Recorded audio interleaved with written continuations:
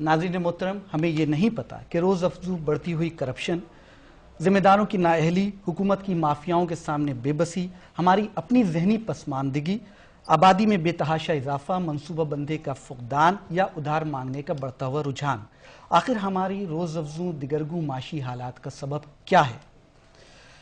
ہم آج بھی کنکھیوں سے احباب پاکستان کی طرف دیکھ رہے ہیں، جن کی اقتصادی حالت آج بھی قابل رحم ہے۔ ڈان نیوز کی خصوصی بجٹ نشریات میں خوش آمدید۔ میں ہوں طاہر صدیقی، میرے ساتھ موجود ہیں راشد عالم صاحب، اور موضوع ہمارا ہے آج کا پاکستانی معیشت۔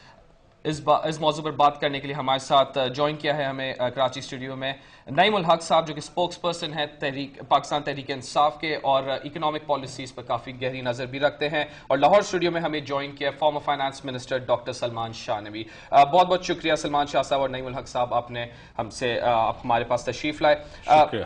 شروع کرتے ہیں، نئے بجٹ 2010-2011 تو آنے والا ہے۔ نعیم صاحب، آپ سے شروع کرتے ہیں۔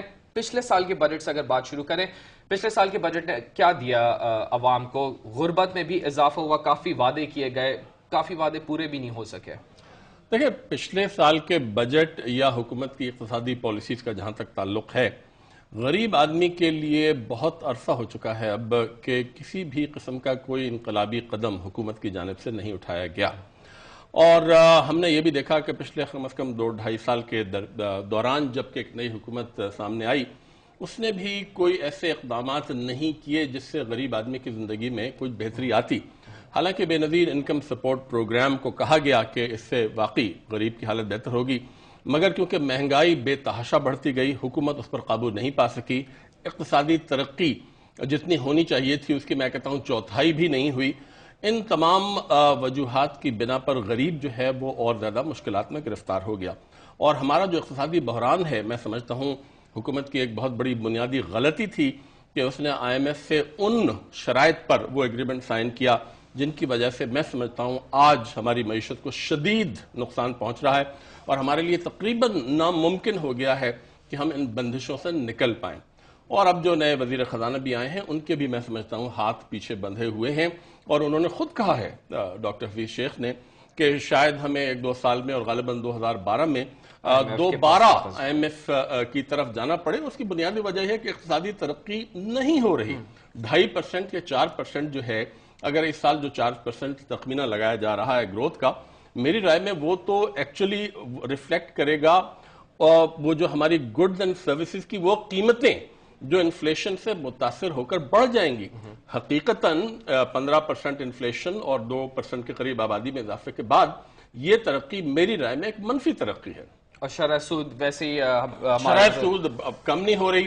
یہ وہی ہے جیسے کہ میں کہتا ہوں کہ ایک غریب، ایک معاف کیجیے گا، ایک بیمار انسان کو خون کی ضرورت ہے، اور آپ نے خون کی قیمت کو بے تحاشا بڑھا دیا 18% انٹرسٹ ریٹ پر۔ آپ مجھے بتائیں جو کمرشل بینکس آج کل، کون بزنس مین بزنس کرنا چاہے گا؟ کاسٹ آف پروڈکشن، بہت زیادہ ہوئی، تو میں سمجھتا ہوں کہ حکومت کے پاس اس وقت مجھے کوئی ایسی حکمت عملی نظر نہیں آ رہی جس سے پاکستان میں اکنامک ریوائول ہو سکے صحیح طریقے سے جس کی ضرورت ہے، یا غریب آدمی کی تکالیف میں کمی ہو سکے۔ تو یہ جو بول رہے ہیں کہ اب جی ڈی پی گروتھ میں اتنا اضافہ ہوگا، سلمان شاہ صاحب آپ کی طرف آتے ہیں، بولا جا رہا ہے کہ جی ڈی پی گروتھ میں اضافہ ہوگا، بہتری ہوگی، آپ کو بھی ایسا لگتا ہے؟ حکومت کے ہاتھ بندھے میں، آئی ایم ایف کی طرف تو قرضے کے لیے ہم کافی دفعہ دروازہ کھٹکھٹا چکے ہیں، حکومت ایسے کیا اقدامات لے کے آ رہی ہے اس بجٹ میں خاص کر جو کہ عوام کے لیے بہتری کا سبب بنے؟ دیکھیں، ایک چیز تو بڑی ظاہر ہے کہ آئی ایم ایف کی پالیسیز اور حکومت کی پالیسیز ایک ٹوٹل فیلئر ہو چکا ہے، اور اب یہ تنکوں کا سہارا لے رہے ہیں، کبھی وہ 1.5% گروتھ کو 3 کر دیتے ہیں، 3 کو 1.5 کر دیتے ہیں، آگے پیچھے گھما رہے ہیں نمبرز کو، اور اس میں I think IMF کو بھی جس قسم کی آئی ایم ایف سے آ رہی ہیں آوازیں، وہ بھی کہتے ہیں کہ جی پاکستان میں اسٹیبلٹی آ گئی ہے، لیکن گروتھ نہیں ہوئی، اور گروتھ جو ہے وہ پاکستان کی ایک بیسک ریکوائرمنٹ ہے، کیونکہ گروتھ ہی کے ساتھ امپلائمنٹ ہوتی ہے، اور امپلائمنٹ اگر نہیں ہوتی تو غربت بڑھتی ہے، اور غربت کو کا جو توڑ ہے وہ ریپڈ اکنامک گروتھ ہے، 7-8% گرو کرے گی تو شاید ہمارے جو ڈیفرنٹ انڈیکیٹرز ہیں وہ بہتر ہونے شروع ہوں گے، اور گورنمنٹ کو بھی ہم کہہ سکیں گے کہ صحیح ٹریک پہ چل رہی ہے۔ اب دیکھیں آپ کے جو سٹیبلٹی بھی آئی ہے وہ ٹوٹل بورڈ سٹیبلٹی ہے، اگر آپ کے ریزروز 15 بلین پہ چلے گئے ہیں تو 60 بلین کے فورن ڈیٹس ہو گئے ہیں 40 بلین سے 50% بوروڈ ہے. شاہ صاحب آپ کی بات بالکل درست, لیکن جو سب سے اہم بات یہ ہے 50% بھی نہیں. آپ دیکھیں کہ جب 65% 2007 میں آپ کے فورن لونز جو تھے وہ تقریباً 40 بلین ڈالرز کے تھے, جو اب بڑھ کے 60 بلین ڈالرز ہو گئے ہیں, اور اتنی ریپڈ ایکیومولیشن ڈیٹ کی ڈومیسٹک اور انٹرنیشنل کی کبھی نہیں ہوئی پاکستان کی ہسٹری میں. سو یہ جو اسٹیبلٹی ہے جس کو آئی ایم ایف کلیم کرتا ہے as a great victory for the IMF is totally based on debt, اور ڈیٹ کے ساتھ یہ بھی نہیں ہوا کہ کوئی انویسٹمنٹ بحال ہو جائے یا ڈومیسٹک انویسٹمنٹ بحال ہو جائے. شاہ صاحب دو چیزیں ہیں, دو چیزیں میں صرف پوچھنا چاہوں گا آپ سے کہ جیسا آپ نے فرمایا جی ڈی پی گروتھ کے متعلق, آپ بھی ایک ٹیکنوکریٹ طبقے سے تعلق رکھتے ہیں, تو ابھی ایک نئی تجویز آئی ہے کہ جی امپلائمنٹ کریشن کی طرف توجہ دیں, آپ گروتھ کو کچھ عرصے کے لیے بھول جائیں. یہ کس طرح کوریلیٹ کر سکتے ہیں بغیر گروتھ کے امپلائمنٹ جنریشن؟ یہ کیا چیز؟ یہ ایٹریبیوٹ ہوا ہے ورلڈ بینک کو, اور میرے خیال میں کہ پاکستان کی جو اکانومی ہے اب ہمیں واپس لینی چاہیے فرام انٹرنیشنل بیوروکریٹس, کیونکہ وہ بھی ایک بیوروکریسی ہیں.